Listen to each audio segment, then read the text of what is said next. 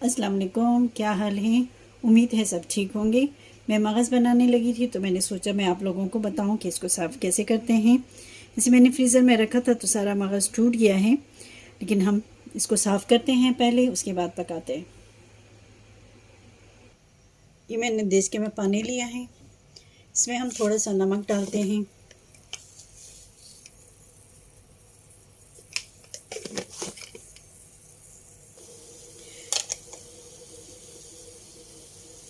थोड़ी सी हल्दी डालते हैं। हल्दी से ये होता है कि अगर उसमें स्मेल आती है ब्लड का तो वो भी नहीं आता है और कलर भी अच्छा आ जाता है। वैसे तो ये बहुत वाइट वाइट होता है। तो अब ये उबलते हुए पानी में मैं मगज़ डाल लेती हूँ।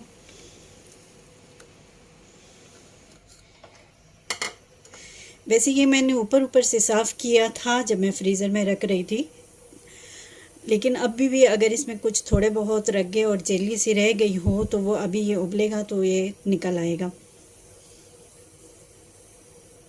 ये इसी पानी में मैं 2 से 3 मिनट उबाल लेती हूँ।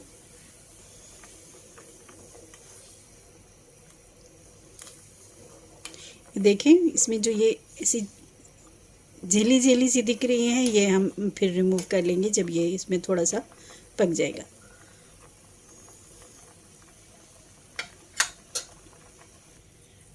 ये अच्छे से उबल गया। इसमें इसको चने में निकालती हूँ। जब ये थोड़ा सा ठंडा हो जाए फिर हम देखते हैं अगर इसमें कहीं कहीं पे भी रगे वगैरह है तो वो साफ़ कर लें।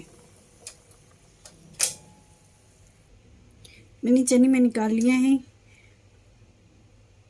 ये देखें जैसे इसमें ये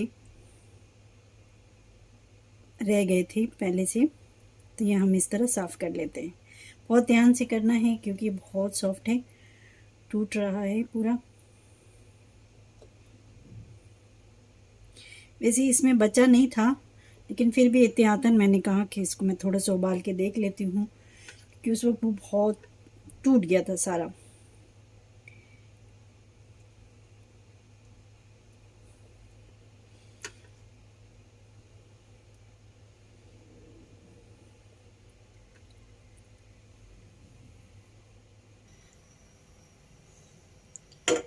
मैंने फ्राई पैन में ऑयल ले लिया है।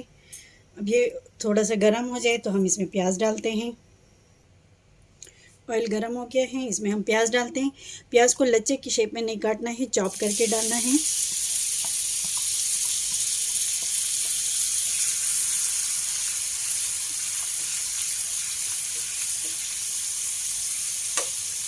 प्याज को फ्राई भी बहुत नहीं करना है, जस्ट खाली ट्रांसपेरेंट होने के हद तक ही इसको फ्राई करना है।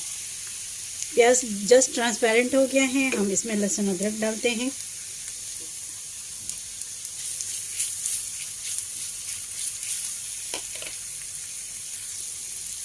लहसुन अदरक हम अच्छे से भून लेते हैं।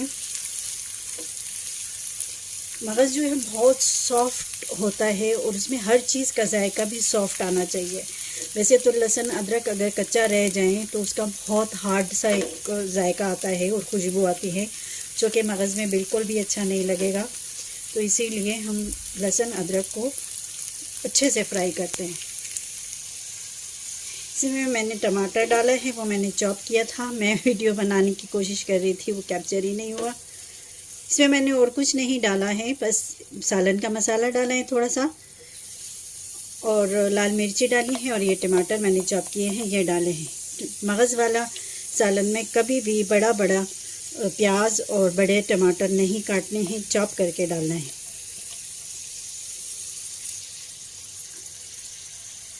इसमें थोड़ा सा नमक डाल लेते हैं, बहुत ज़्यादा नहीं डालते, मेरा मगज़ भी बहुत थोड़ा ही है।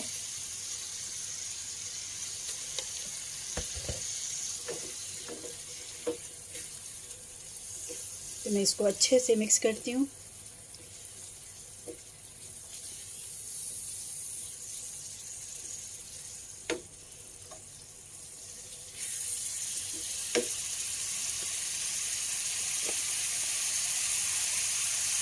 वैसे तो जो मैंने मसाला डाला है सालन वाला, उसमें हल्दी होती ही है और उबालते हुए भी मैंने डाली थी, लेकिन हम इसको थोड़ा सा और डाल लेते हैं, तो अच्छे से फ्राई कर लेते हैं।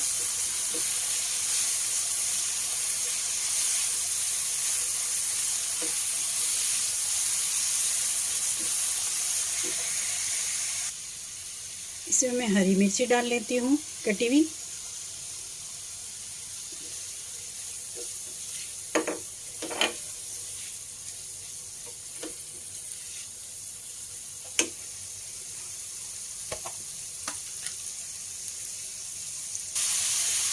इसमें मैं थोड़ा सा पानी डालती हूँ।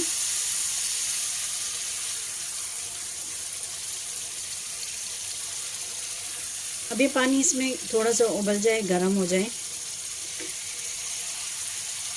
ये मैंने एक बड़ी इलायची ली है, इसके सिर्फ दाने डालने हैं।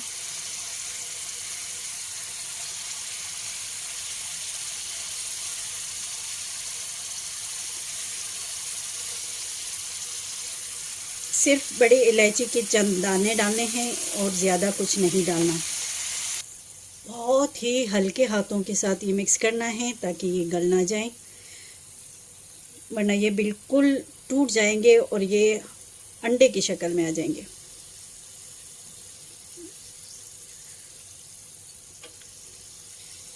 एक साइड से पक जाएं, फिर मैं दूसरे साइड पे थोड़ा सा अलट पलट करती हूँ। जब ये अपनी जान पकड़ लेंगे तो फिर ये नहीं टूटेंगे। इसके बाद फिर हम अच्छे से मिक्स कर लेंगे। साइड से पक गया है।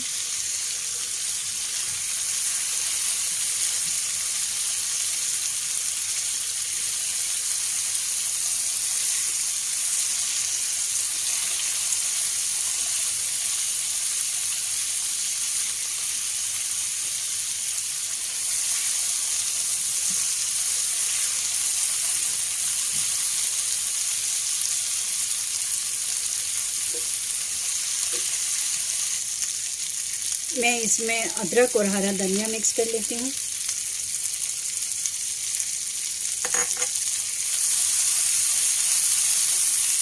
अब हम चूल्हा बंद कर लेते हैं।